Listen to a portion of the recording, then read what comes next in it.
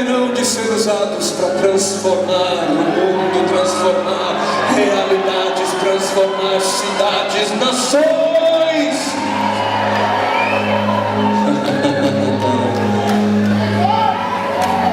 Aleluia, aleluia, aleluia, aleluia, aleluia. Obrigado pela esperança, Senhor. Obrigado pela esperança. Ela não é vã, ela não é vã, ela não é. Continua conosco, Senhor. Continua a falar conosco. Continua a receber a nossa resposta, a nossa adoração. Porque até aqui nós te celebramos, dançamos, cantamos, pulamos, expressamos a nossa adoração através de cânticos. E agora nós queremos continuar adorando, dando ouvidos à tua voz, abaixando as nossas guardas e permitindo que o Senhor gere algo profundo, eterno, poderoso, poderoso, poderoso. Que haja assim, Senhor, uma grande explosão no nosso interior, desfazendo estruturas que precisam ser desfeitas.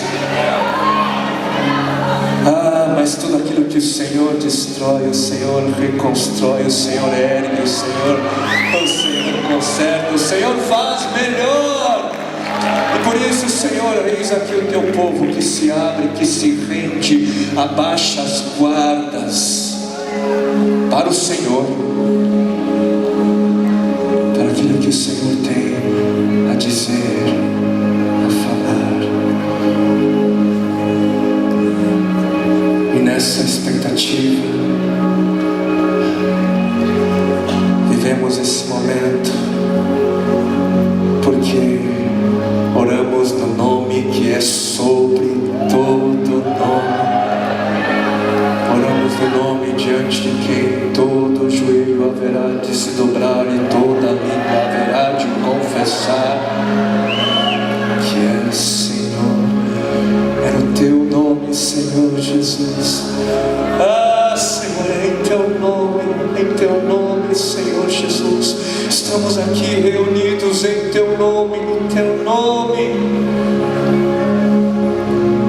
Em teu nome clamamos, hoje e sempre.